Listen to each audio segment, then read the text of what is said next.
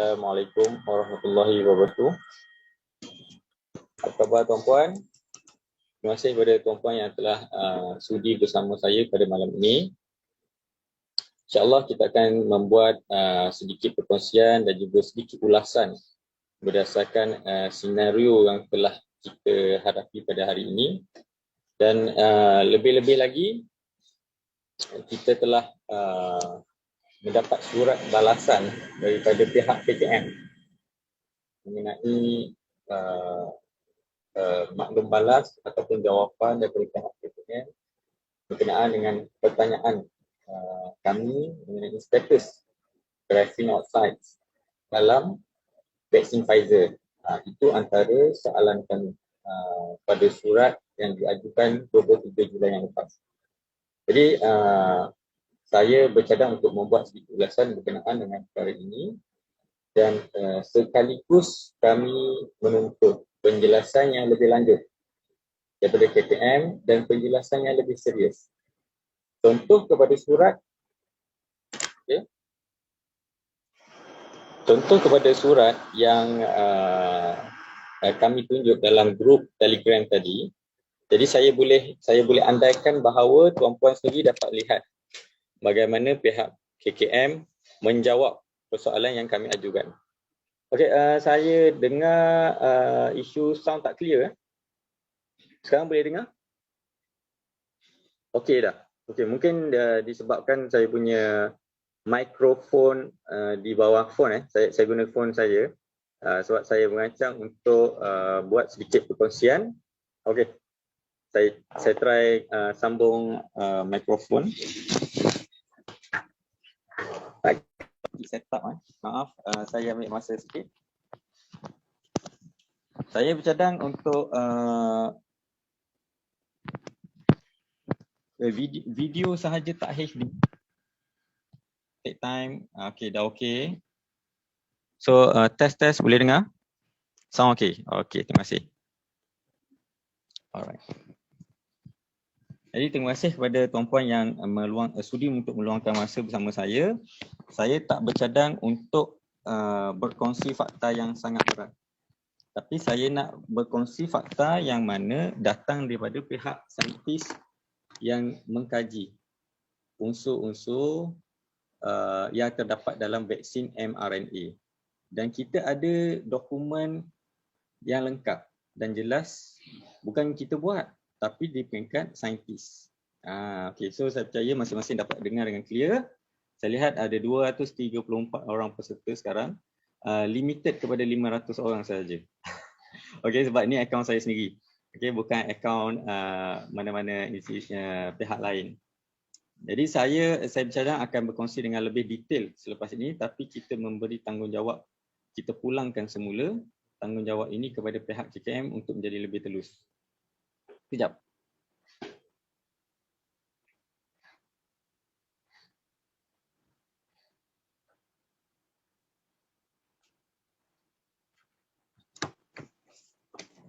Okay. So, dokumennya ada kat sini. Okay. Dokumennya ada kat sini. Okay. Saya dah print siap-siap tadi. Satu surat daripada pihak KKM kepada PPIM mengenai surat yang kita mohon penjelasan penyelidikan. Kita bukan mohon something yang something yang too simple macam ni.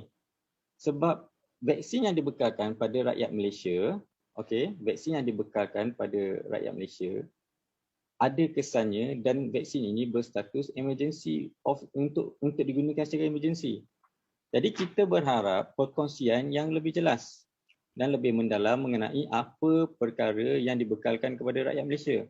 Dan kalau boleh, kita nak benda tu dipastikan benar-benar selamat dan tak ada isu. Tak ada isu keselamatan yang diragui pada produk ini. Kami banyak menerima aduan daripada pengguna. Kita banyak menerima aduan daripada orang-orang yang telah menerima suntikan vaksin. Okey, bila dia jadi jauh, bila tak ada mikrofon. Okey. So saya harap sound okey saya teruskan. Jadi kita dapat makluman kita dapat jawapan yang sangat pada saya budak sekolah pun boleh bagi jawapan macam ni. Tak profesional.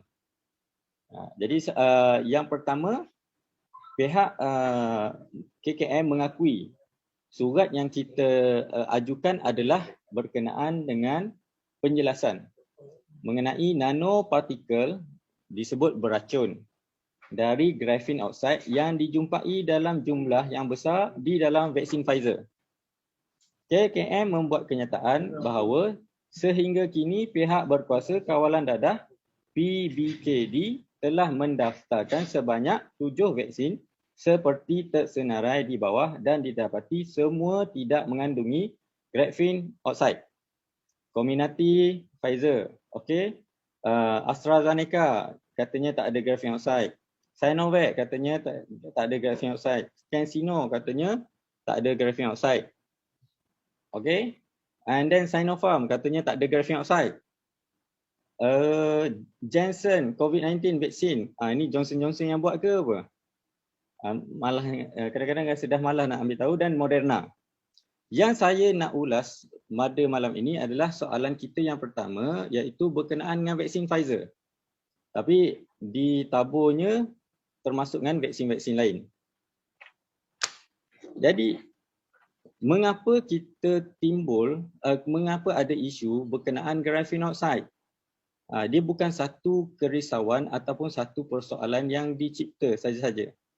Okay, kita berbalik kepada struktur asas vaksin yang melibatkan mRNA itu sendiri.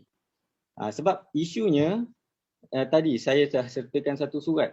Surat tu menyebut di Sarawak kita dah tergesa-gesa. Tak sempat-sempat, dah terkinja-kinja nak suntik budak-budak sekolah ni. Benda dikatakan masih dalam kajian. Kita nak bangkitkan menteri pun, kat menteri sekarang ni menteri pun dah tak ada. Baru dilantik baru, Perdana Menteri. Jadi orang yang bertanggungjawab sekarang ni kita pas kat DG lah. Termasuk tim daripada KKM. Sekarang ni saya lihat KKM telah ubah tiang gol. Apabila vaccination capai tahap 50%, mereka tidak menerima pesakit untuk dikuarantinkan di tempat-tempat yang mana dikumpulkan pesakit sebelum ni. Jika ada kes COVID-19, just pakaikan gelang, mereka ni kononnya dah divaksinkan dan diminta untuk kuarantin di rumah. Tak lagi dikumpulkan di pusat-pusat kuarantin, termasuk tak dibawa masuk ke hospital. Seperti mana yang dipraktikkan sebelum ni. Jadi kita dapat lihat keluar statement bahawa pesakit makin berkurang sedangkan prosedur yang diubah. Okey. Jadi isu graphene oxide bukan satu isu yang direka-reka dan bukan isu yang bertaraf teori konspirasi. Saya perlu ingatkan tuan sekali lagi berkenaan dengan teori konspirasi. Ini bukan bersifat teori konspirasi. Bila KKM membuat kenyataan bahawa dalam Pfizer tak ada graphene oxide, apakah kajian ataupun ujian yang dijalankan oleh KKM terhadap input ini? Bahan perubatan ini. Apa kajian ataupun tindakan yang dibuat untuk memeriksa perkara ini? Jadi kita berbalik kepada konsep vaksin mRNA itu sendiri. Okey. Saya ambil satu dokumen yang menceritakan tentang struktur vaksin itu sendiri. Okey. Kita ada satu dokumen yang menceritakan ataupun yang mendetailkan sifat vaksin yang diasaskan oleh mRNA. Okey, dokumen yang saya guna ni adalah satu dokumen yang bertarikh Mei 2021. Okey. Dokumen ni adalah Mei 2021.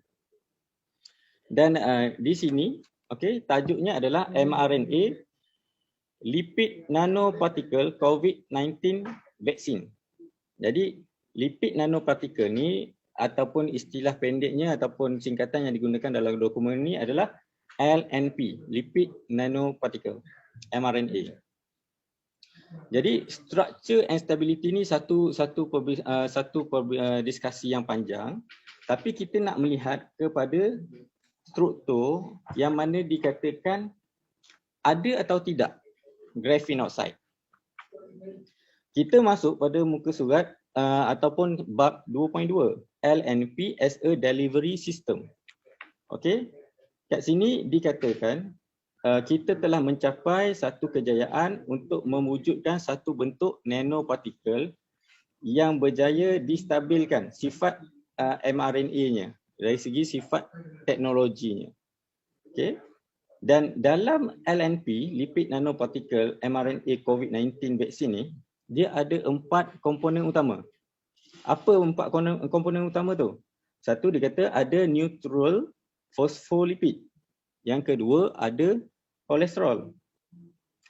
Okey. Yang ketiga, ada polyethyl glycol ataupun disebut sebagai PEG lipid.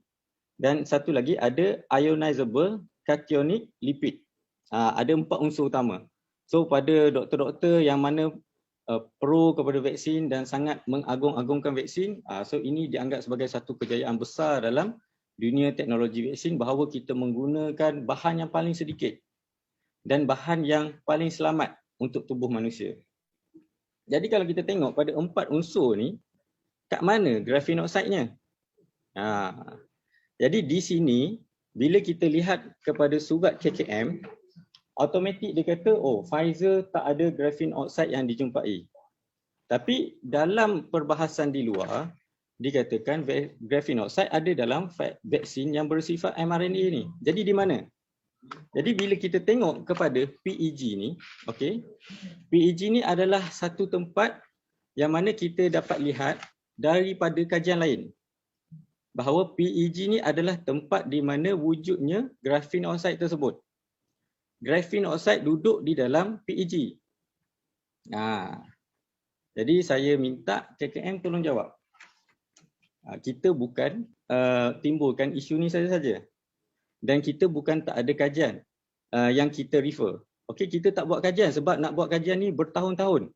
Ambil masa yang lama dan perlukan kumpulan saintis yang besar. Perlu kemudahan bioteknologi yang tinggi. Tapi ini adalah antara kajian yang dibuat dah lama dulu dah. Okey, saya tunjuk contoh kat sini 2015.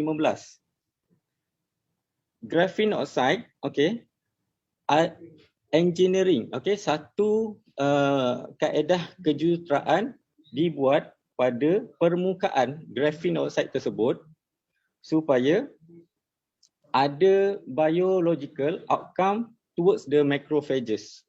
Macrophages ni adalah unsur sel yang mana apabila masuk unsur tersebut pada badan manusia, macrophages ni adalah antara sel yang terawal bertindak, engulf, okey, ataupun mengelilingi unsur tersebut untuk dia cek benda ni bahaya atau tak pada tubuh.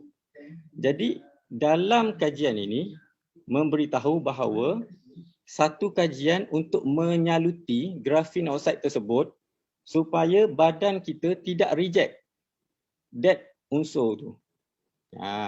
So kajian ni 2015.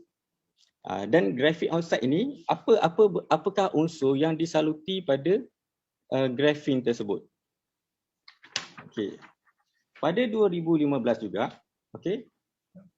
Molecular influence of graphene, okey, and graphene oxide on the immune.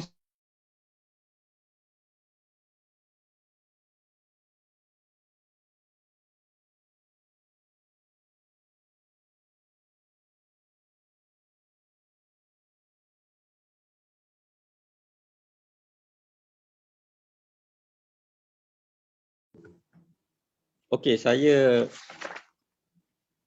maaf ya, saya dengar kata mikrofon tak berfungsi. Okey, dengar tak ada immune yang stop Okey. Ada balik dah. Okey. Ada down sekejap tadi. Alright. So, sekarang ni saya guna extension. Okey, saya guna audio ni, table. Dah ada. Okay. Jadi apa perlunya wujud tindak balas graphene oxide kepada sistem imun? Dan bagaimana fungsi ataupun bagaimana struktur yang dibentuk pada vaksin tersebut menyembunyikan graphene oxide ni daripada dikesan oleh tubuh kita ataupun dikesan oleh pihak perubatan negara kita. Sama ada betul-betul dikesan ataupun tak dikesan. Ataupun sebenarnya buat tak nampak. Jadi KKM, kita bukan tak tahu asas kepada pembentukan vaksin tersebut walaupun teknologi ni baru. Okey. Pengaruh, bagaimana grafin ni direka cipta supaya dapat dipaskan kepada tubuh manusia dan apa fungsinya. Okey. Graphene oxide decorated with carnosine. Okey, ini adalah salah satu kajian yang melibatkan graphene oxide yang mana disaluti oleh carnosine. Sebab kalau graphene oxide ni nak masuk buta-buta pada tubuh manusia sahaja, badan kita akan detect sebagai benda ni sebagai satu bahan asing dan dia akan reject. That's why kita kena salut graphene oxide tu dengan satu unsur tertentu supaya badan kita tak reject. Dan kenapa perlunya ada graphene oxide dalam vaksin? Terutamanya pada mRNA. Tapi sekarang ni soalan kita adalah dalam vaksin ada tak graphene oxide? Soalan kita kepada KKM. Dan kita akan hantar soalan yang seterusnya dengan peguam. Kita nak KKM jawab dengan serius. Sebab KKM ni dia dah banyak dia punya flip-flop dia. Sekejap nak mencegah, sekejap nak menghapuskan penyakit. Lepas tu tiba-tiba nak mengurangkan penyakit pula. Herd immunity. Lepas tu tiba-tiba tak ada herd immunity, tak boleh jadi ukuran. Mula-mula kata 2 dos dah boleh selesaikan COVID-19. Tiba-tiba 2 dos mengurangkan pula. Lepas tu 2 dos hanya untuk turunkan tahap keseriusan pesakit kepada 1 dan 2 sahaja stage-nya. Tapi apa yang kita dapat lihat sekarang, kematian bertubi-tubi. Kalau tak ada tak ada istilah lain lah. Tak sempat nak bernafas, ada kes. Tak sempat nak bernafas, ada kes. Semalam ada satu pasangan hadir ke sini, kedua-dua anak mereka meninggal dalam hari yang sama, 2 orang. Umur 21 dan umur 24. Tapi kematian mereka diisytiharkan sebagai COVID-19, infection dan juga pneumonia. Jadi bila kita tengok pada laporan yang dikeluarkan, so kita akan minta medical report yang lebih detail. Kita akan gerakkan perkara ni. Jadi ini adalah satu peringatan kepada KKM. Jadi dokumen ni adalah dokumen yang ada unsur-unsur kajian yang melibatkan graphene oxide dan penggunaannya dalam vaksin. Dan ada satu lagi kajian yang sebenarnya dah dibuat daripada 2017 yang mana penglibatan graphene oxide untuk meningkatkan immune response kepada tubuh manusia. Dan caranya bagaimana? Dan di sini disebut PEG-lated graphene oxide. Elicit strong immunological response despite surface passivation. So di sini penjelasan yang ringkas adalah salutan PEG pada graphene oxide tersebut mempengaruhi cara kita nak bawa masuk benda tu dalam tubuh supaya tubuh tak reject. Ni 2017. Kalau tengok berapa muka surat ni? Kalau kita nak keluar tiap-tiap satu muka surat ni, banyak perbincangan dia. Elevated cytokine response kepada NGO, nanoparticle GO, nanoparticle graphene oxide, PEG. Dan dalam di sini ada kajian-kajian yang melibatkan kalau tindak balas terhadap sel menggunakan NGO tanpa salutan.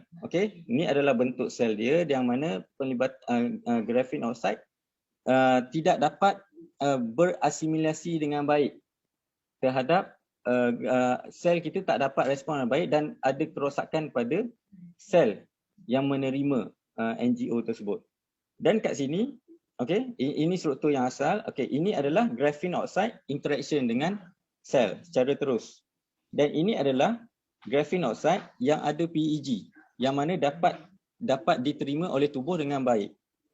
Jadi kenapa graphene oxide perlu disalut dengan PEG? Dan kenapa mRNA vaksin perlu ada graphene oxide? Dalam kajian yang seterusnya, so saya tak perlu ulas lagi mengenai kenapa graphene oxide diperlukan oleh mRNA. Kita nak buktikan ada graphene oxide atau tak. Okey, secara asasnya struktur arahan mRNA ini dia bukan berbentuk material ataupun partikel. Okey, dia adalah satu bentuk structure of instruction. Okey, structure of instruction ni dia tak berbentuk fizikal. Jadi macam mana benda yang tak ada bentuk fizikal ni boleh dimasukkan dalam tubuh? Dan kita ada banyak kajian penglibatan graphene oxide dalam membawa messenger RNA ini kepada sel. Pertama, mRNA ini perlu dibawa masuk kepada tubuh secara selamat tanpa ada rejection. Okey, mRNA ini perlu dibawa oleh satu struktur karbon, karbon, hidrogen, oksigen. Ini antara struktur yang membentuk graphene oxide. Dan struktur yang melibatkan graphene oxide ini benefitnya sangat besar. Terutamanya dikatakan sangat besar dalam bidang perubatan. Terutamanya dalam nak generate protein-protein baru. Okey, dalam kita nak membuat treatment kepada pesakit. Jadi arahan mRNA yang diterima oleh ribosom, arahan mRNA ini yang akan stimulate penghasilan protein yang kita kehendaki. Contohnya protein yang bersifat coronavirus, spike protein dia. Jadi tubuh kita ni akan sentiasa menghasilkan spike protein yang menyerupai coronavirus selagi mana arahan mRNA itu ada dalam tubuh. Dan arahan mRNA ini bila dia punya tempoh tamat dia? Dalam penemuan terbaru, tubuh tidak menghentikan aktiviti penghasilan spike protein tersebut selagi mana mRNA itu masih aktif. Dan mRNA yang disalut kepada graphene oxide ini akan sentiasa memberi arahan kepada sel tubuh kita untuk buat that activity selagi mana unsur itu duduk dalam sel kita, memberi arahan kepada ribosom kita hingga badan kita pada satu masa akan jadi overload with the spike protein. Dia tak ada off button switch. Dan untuk vaksin yang ada graphene oxide ni, ada orang kata melekat dengan sudu lah, melekat dengan magnet lah. So kita berbalik kepada kenapa vaksin ini perlu nak guna graphene oxide. Jadi pada Mei 2021, ada satu dokumen tadi, yang dah dihasilkan sejak Oktober dulu. Saya kena buka dokumen tu. Dokumen tu suggest penggunaan graphene oxide sebagai satu pencapaian yang baik untuk mengembangkan penggunaan vaksin yang berasaskan mRNA dan ada graphene oxide dan benefitnya terlalu besar. Dikatakan macam itulah untuk pada masa yang akan datang. Jadi saya nak kena cari balik mana dokumen tadi tu.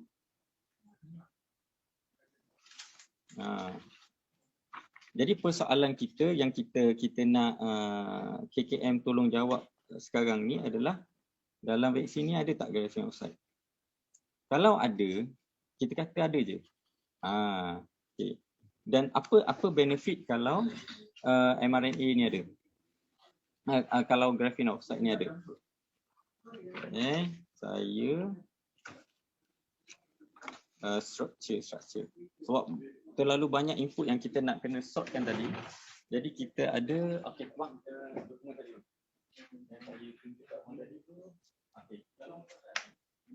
Ini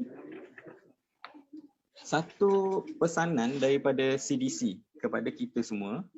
Dia kata, saya tengok baru keluar tadi, hari ni berturut-turut keluar dekat Harian Metro, Berita Harian. Tiba-tiba ada Delta variant boleh tumbuh dalam hidung orang yang dah vaksin ni. Kiranya tubuh kita ni menghasilkan the virus tersebut. Okey, jadi bila saya baca balik, saya rujuk dokumen-dokumen yang lain, bila kita imagine badan menghasilkan spike protein, that mean dia menghasilkan sesemut saja. Tapi dalam reference kita yang baru, badan menghasilkan delta variant tu bermaksud delta variant yang bukan sekadar spike sahaja, termasuk dengan struktur keseluruhan virus tu. Jadi betul ke mRNA punya function katanya dia nak hasilkan that spike protein je, tapi macam mana that the whole set of virus boleh terhasil sekali? Adakah mRNA ni tersilap ke ataupun sebenarnya macam mana? Sebab the whole set of virus tu terhasil secara keseluruhan termasuk dengan strain dia. Saya nak dapatkan lebih detail benda ni. Tapi pada saya better KKM lah jawab kan. KKM kan bertauliah.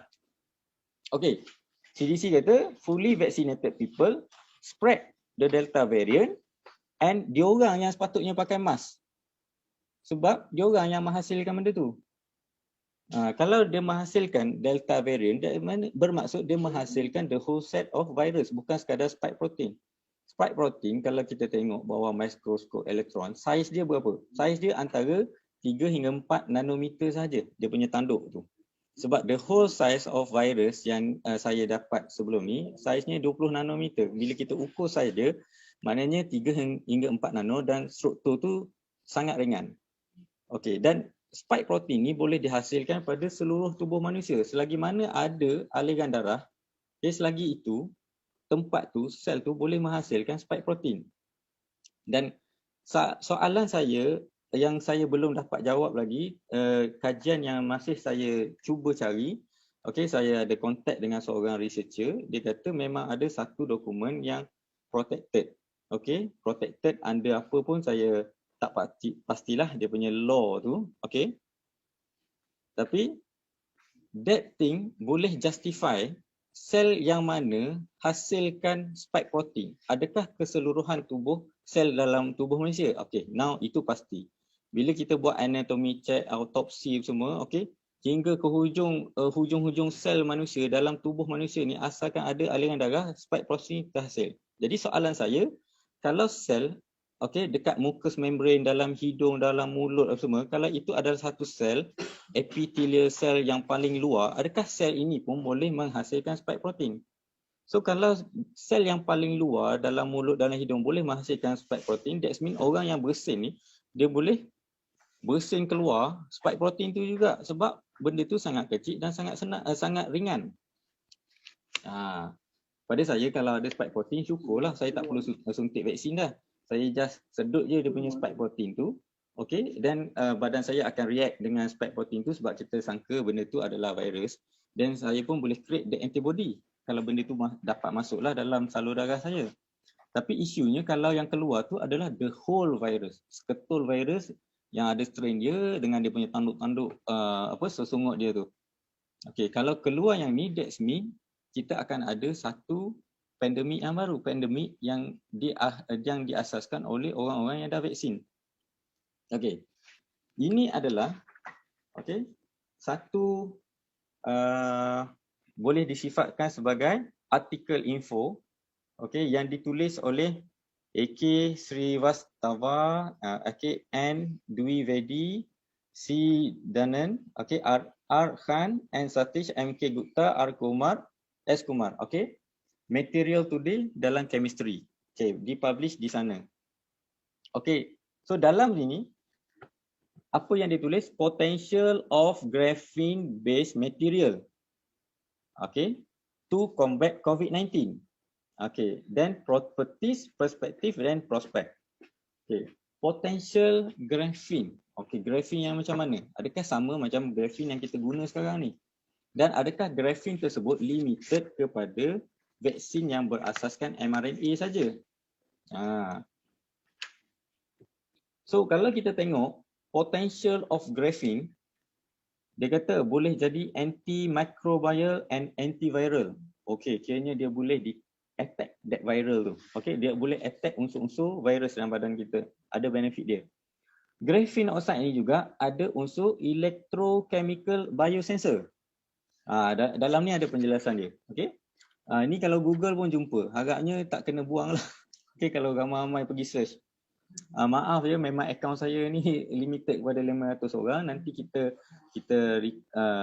compile record ni saya akan share dekat grup Telegram saya. Okay. Dan ada unsur FET based biosensor. FET ni maknanya dalam bentuk ferroelectro transistor. Mana chip lah bahasa lain dia. Biosensor. Okey, tapi macam mana nak dibentuk that thing untuk dimasukkan dalam badan? Ada piezoelectric biosensor. Graphene oxide ni benefit dia salah satunya adalah dia boleh absorb frekuensi. Frekuensi macam mana? Frekuensi 5G ke? Okey. Dia ada SPR substrate, okey, 3D printed component. Okey, ni benefit of graphene. Dia boleh dibentuk dalam bentuk nanofoam. Okey, ini pada saya nanofoam ni dah dikaji oleh Lockheed Martin. Lockheed Martin ni adalah syarikat senjata terbesar di US, antara yang paling besar lah. Okey, penciptaan teknologi yang sangat advance ada di Lockheed Martin dan kebanyakan teknologi first dicipta untuk membunuh manusia. Okey, dan juga boleh digunakan dalam personal protective equipment, PPE. Okey. Jadi kalau kita kata graphene ni tak ada kaitan dengan microchip, tak ada kaitan dengan 5G. Okey, sini ada tajuk dia graphene based field effect transistor for biosensing. Graphene oxide ni yang mana yang dikatakan duduk dalam mRNA vaksin yang ada arahan mRNA pada dia, dan saya tak tahu sejauh mana arahan mRNA itu akan luput. Yang saya tahu badan tak henti-henti hasilkan spike protein. Okey. Dan mRNA instruction ini disalut pada graphene oxide. So kalau graphene oxide itu menerima satu signal daripada luar yang mana stimulate generation of instruction kepada ribosom kita, jadi badan kita akan sentiasa terima arahan untuk menghasilkan spike protein tu. Disebabkan instruction tu diterima pada sel kita setiap masa. Okey, ni field effect transistor. Transistor ni macam dah ada chip dalam badan kan. Bahasa mudah, kita tak ulas panjang lagi benda ni. Okey. Graphene based piezoelectric biosensor.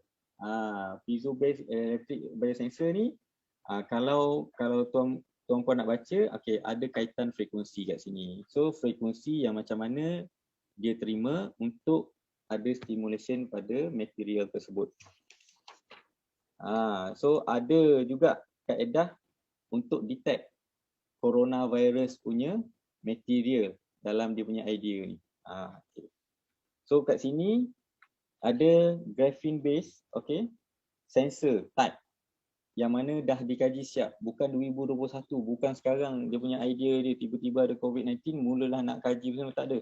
Kajian ni dah bertahun-tahun dah. Bila dia nak pakai je.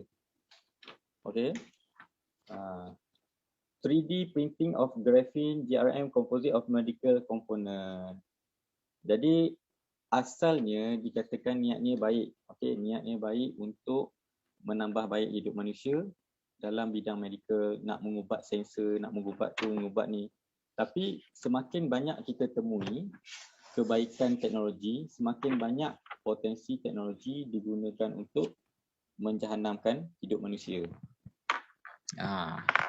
Jadi kalau mRNA ini pada satu masa nanti kita boleh transfer satu frekuensi kepada this material, dan material ini boleh generate satu arahan, arahan mRNA yang mana dah disimpan lama dalam material tersebut, dan dia boleh menghasilkan macam-macam bentuk protein dalam tubuh kita pada masa akan datang. Ini orang kata teori konspirasi lah. Tapi kalau kita nak buat dengan menggunakan benda ni, boleh. Tahun ni kita boleh decide berapa ramai orang mengandung. So kita boleh bagi satu instruction pada tubuh dia yang mana dia hasilkan satu protein yang hanya orang ni yang boleh mengandung, hanya orang ni tak boleh mengandung. Kita boleh decide. Dan kalau kita rasa umur manusia dah dah lebih 60 tahun adalah satu beban pada dunia, okey, kita boleh create situasi yang mana badan dia tumbuh kanser secara tiba-tiba. Kita just boleh edit dia punya protein pada tubuh, okey, sel badan dia mutate dan menjadi satu mutation cancer cell yang mana in the end orang tu akan meninggal. Dan kita boleh create, kita boleh decide siapa perlu hidup dan siapa yang perlu mati untuk menjaga kestabilan dunia, katakan. Jadi kalau kita ingat balik apa yang Atuk Bill Pintu kita sebut sebelum ini, okey, manusia bertambah ramai disebabkan mereka makin sihat. Jadi untuk mengurangkan bilangan manusia, kita kena bantu dia untuk sihat, dan bila dia sihat dengan cara, salah satunya dengan cucuk lah kan. Cucuk ni pun kononnya boleh jadi sihat, boleh jadi kuat. Okay, so bila kita makin cucuk, kita boleh bantu manusia untuk jadi lebih sihat dan manusia akan pilih saiz keluarga yang lebih kecil bila mereka makin sihat. Ini teori apa ni? Rasulullah kata, Rasulullah suka, bersabda suka umatnya yang ramai. Tapi kita rasa terbeban dengan jumlah manusia yang makin ramai dan kita rasa kita nak kontrol jumlah tersebut. Jadi adakah dia akan kontrol diri dia sendiri nak hidup berapa lama? Sekarang ni dia duk fikir nak kontrol hidup orang lain. Jadi persoalan ini saya serahkan dulu pada KKM.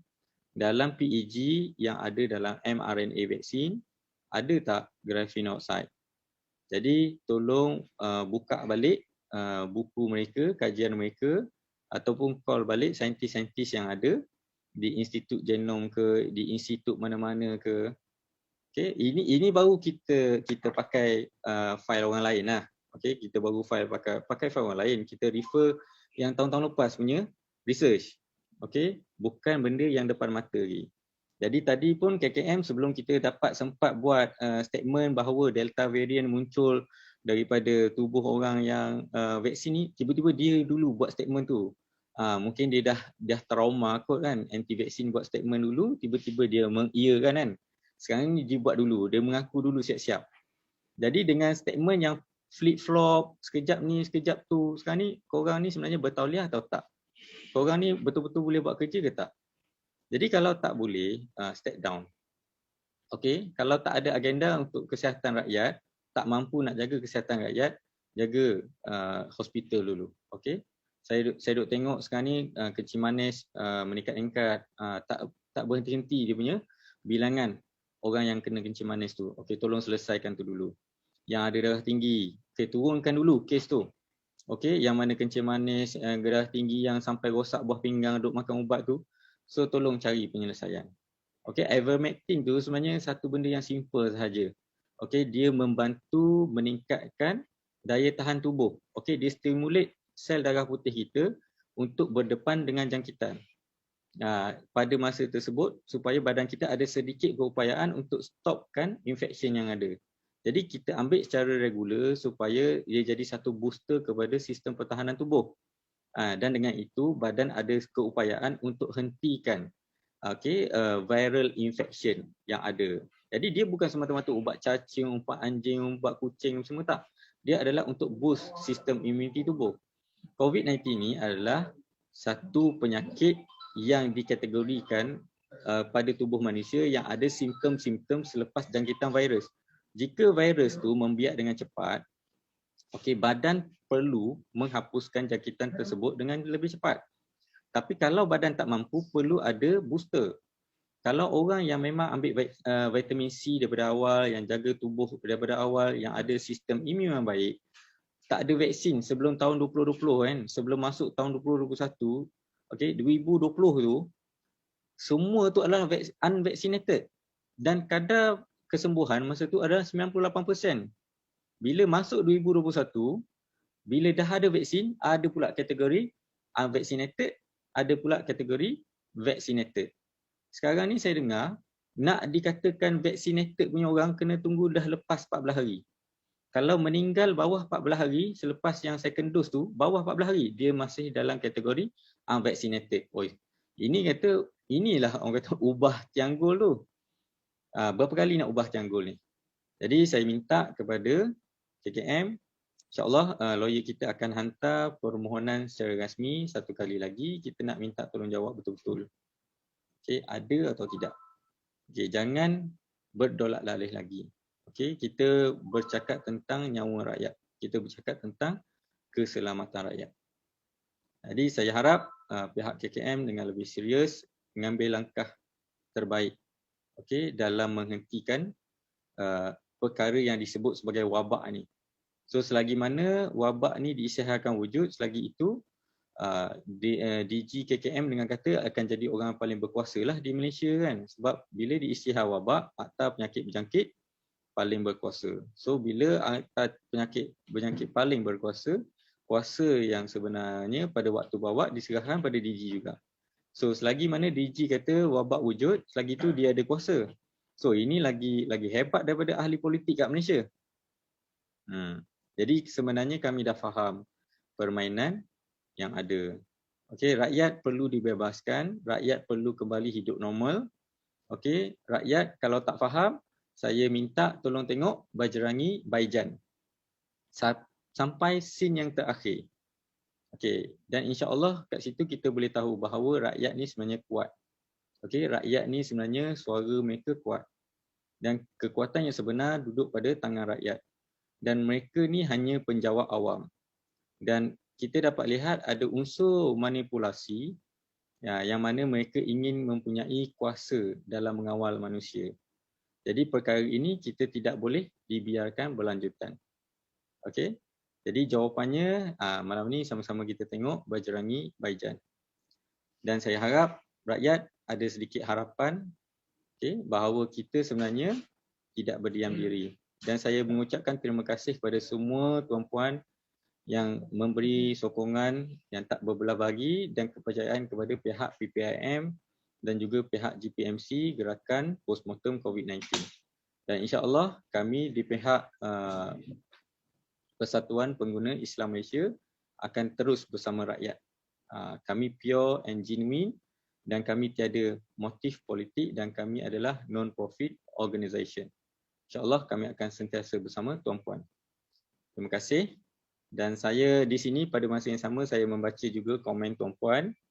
Okey, kami mendengar suara tuan-puan dan mana-mana kes AFI yang berlaku sebelum ini kami akan take note. Okey, terlalu banyak kes. Terlalu banyak laporan, bukan kita tak ambil tindakan, tapi kita tak sempat nak handle semua, masa yang kita ada singkat. Jadi apa yang berlaku sekarang ini adalah manipulasi kepada undang-undang yang mana untuk menjayakan agenda yang kita lihat sebagai agenda yang sangat berat sebelah.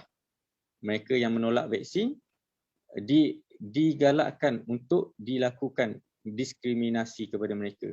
Sedangkan sains yang mereka sebut dan bangga-banggakan selama ini sentiasa gagal dan terus gagal. Tiada jalan penyelesaian. Tapi mereka masih tak malu untuk menyebut diri mereka sebagai ahli yang bertauliah. Okay, sains pun boleh diubah dia punya tiang gol. Bagaimana kita nak sanggup kata sijen mereka boleh diterima pakai lagi. Jadi cukup-cukuplah. InsyaAllah tunggu surat daripada kami minggu depan dan kita bagi masa 7 hari untuk jawab. Sekian, terima kasih. Assalamualaikum warahmatullahi wabarakatuh.